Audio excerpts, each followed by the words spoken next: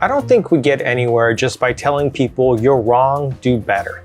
You see, in a stressed society, resentment towards the other is a predictable response to insecurity. This tension is going to always be there. So the management task we need to look at is how do we prevent that tension from being weaponized into scapegoating, resulting in institutional breakdown. Drucker warned that when people lose security and status, they tend to look for culprits. And if our institutions aren't credible and functioning, opportunists will slip in to exploit people for gain. Now, here's how we're going to approach this subject. We'll treat each claim as a symptom, then follow the evidence to the root cause. We have to address social tension like organizational risks. We have to examine evidence, diagnose root causes, find leverage points for implementing change, and enforce rules evenly in order to rebuild legitimate institutions as social enterprises. The goal here is to integrate people into a functioning society with status and dignity. If you're curious enough to learn more, stick around and I'll present my case. Greetings, this is Paul from Management as a Liberal Art, where we reclaim management to serve people and society. Today's topic is Counterarguments. This video is part 4 of our 5-part series titled Immigrants Aren't the Problem, Employers Are. Let's start by naming the objections you hear over and over again, since these claims tend to map to real anxieties people are feeling. Number 1, immigrants are taking our jobs. Number 2, immigrants lower wages. Number 3, immigrants don't pay taxes and drain services. Number 4, immigrants increase crime. Number 5, immigrants don't assimilate, our culture is being destroyed. Think of these as incident reports. Sometimes they reflect a real strain in a particular area, but oftentimes they're exaggerated and frequently misattributed. Here's the focus for us MLA practitioners. Even though the anxiety is real, scapegoating is almost always a misdiagnosis. This is because it targets the most visible, least powerful people in the system instead of the mechanisms that are actually driving insecurity. For the purposes of this channel, I'm going to focus on the first 3. Jobs, wages, and social services, because these connect the most directly to management design. But the process of evidence, diagnosis, leverage, and enforcement can be applied to the rest as well. Next is examining the evidence. A management case always starts with evidence before a decision. We never start with a conclusion because this promotes bias, limits critical thinking, and results in cherry-picked data. Management's task here is to first understand what we're seeing so we can separate that from what is causing it. We do this by first flipping these claims into questions as follows. Number 1, immigrants are taking our jobs. The anxiety behind immigrants are taking our jobs stems from a fear of job scarcity and the inability to compete. So immigrants are taking our jobs becomes, do immigrants displace native workers? Number 2, immigrants lower wages. The fear that immigrants lower wages often stems from personal anxieties about stagnant pay and declining living standards. Immigrants lower wages becomes, how does immigration affect native-born workers' average wages? Number 3, immigrants don't pay taxes and drain services. The belief that immigrants do not contribute to taxes or excessively deplete public services is rooted in the belief that financial responsibility is not being equally distributed. Immigrants don't pay taxes and drain services becomes, what is the net fiscal effect of immigrants, meaning taxes paid versus public services used? Let's address these one at a time. The question is, do immigrants displace native workers? In parts 1 and 2 of this series, we established a few key facts.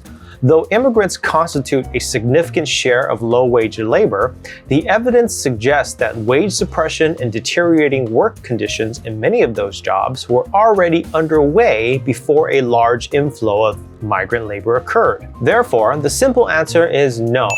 US-born workers were abandoning low-wage jobs first. They were not being displaced by immigrants. How does immigration affect native-born workers' average wages?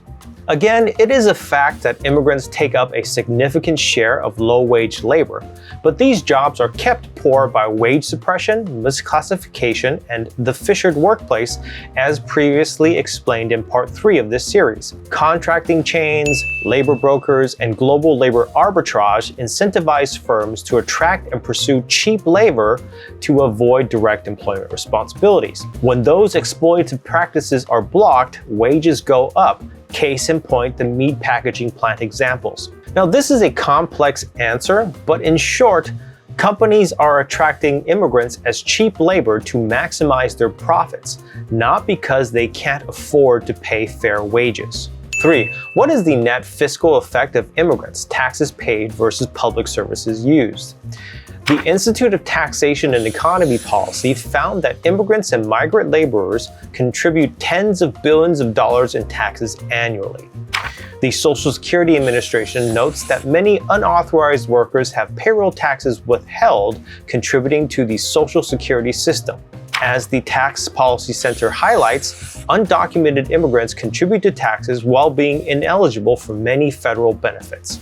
Therefore, the overall net fiscal impact is generally positive on both the federal and state level over the medium to long term. However, the effect can be negative or mixed for state and local governments in the short term, particularly in areas where immediate service demands, such as education and healthcare, increase faster than tax revenues. So based on the evidence presented, the root cause is becoming clear. Exploitation as a business model, companies treating vulnerable labor as a competitive advantage. Now that we have diagnosed the root cause, how do we work towards addressing it? This is where systems thinking comes in. Allow me to explain. In a complex system, you cannot fix the problem just by attacking the things that stand out to you. We fix things by identifying what's actually happening, what's driving these causes, and where we can intervene without causing additional damage. Attempts at addressing anything else other than the root cause temporarily suppresses symptoms at best and destroys the whole at worst. So let's break this exploitation as a business model problem into 3 diagnostic layers.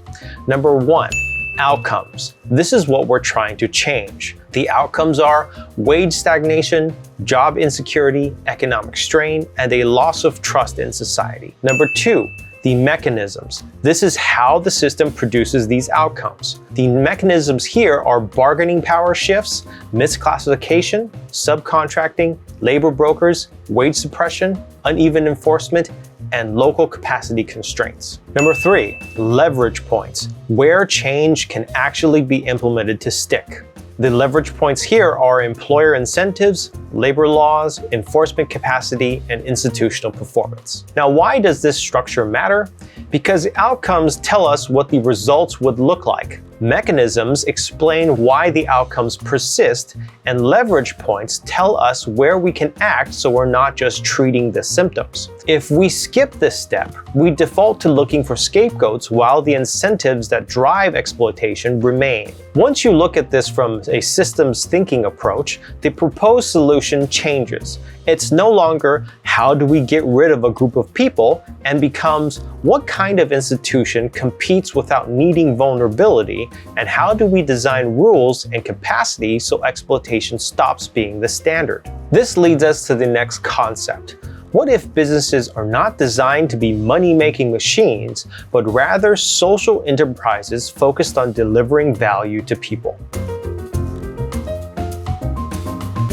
Let's start from Drucker's view. He proposed that an enterprise is not just an economic machine, it is a social institution, an organ of society whose legitimacy is part of its performance. As he put it, the single most important thing to remember about any enterprise is that the results exist only on the outside. And Drucker's standard for performance is not maximize profits, it's to deliver results outside of the organization. Inside the organization, there are only efforts and costs. Results show up on the outside, in the customer's needs being met, the worker's life being improved, and the community's overall stability. Hello, Future Paul here. Just wanted to add some clarification.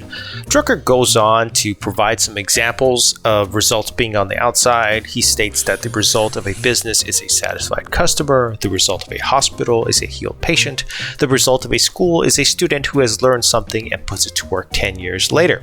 Inside an enterprise, there are only costs. Now, this results on the outside concept matters because it changes what we optimize for. If we measure success solely by internal numbers, such as labor costs going down, headcounts going down, profit numbers going up, then exploitation can look like good management. Because the costs are shifted externally onto workers and communities outside of the organization. However, if we measure success by the outside results, such as customers being served, workers' expertise growing, communities prospering, then profit maximization as a goal becomes pointless. Profit becomes what Drucker says it is, a condition of survival, not the ultimate purpose. When profit maximization is not the goal, then exploitation as a business model becomes clear for what it is: internal wins purchased by performing external harm. Profit matters, but as a condition for survival, not the purpose of the institution. An organization does not exist for its own sake. It exists for the sake of society. Therefore, we need to look at business as a social enterprise, which is an organization that treats legitimacy, human dignity, and long-term social stability as operating requirements, not just PR tactics. But why introduce this concept here? Because it's the cleanest antidote to exploitation as a business model. If the outcome we want is to stop the exploitation of workers, then a social enterprise actively manages exploitation as performance failures by taking responsibility for the outcomes. If the mechanisms driving the outcomes are systems and pathways that allow exploitation, then a social enterprise designs systems that disable those mechanisms via accountability. And if the leverage points are incentives for exploitation, then a social enterprise competes by redirecting those incentives towards delivering results and away from profit maximization. That's the value proposition of the social enterprise. Customers get reliable quality and service, workers get dignity, skill growth, and a fair stake, communities get stability instead of resource extraction, and the enterprise gets the one thing it can't buy later: trust and sustainability. Now let's take a quick look at how a social enterprise addresses exploitation as a business model and not just treats the symptoms. Alright, I think we've covered quite a lot of content today. Now feels like an appropriate time for a quick commercial break. Tune in next week for a quick preview on how the social enterprise directly addresses exploitation as a business model. Now, this is done via the responsibility, accountability, and performance management practices I briefly mentioned earlier. So what do you think? Do you agree with the concepts presented here? I'd love to hear from you in the comments below. It always generates a good discussion. Now, if you found this useful, please like and subscribe and share it. As always, thank you so much for your time and attention. I'll see you next time.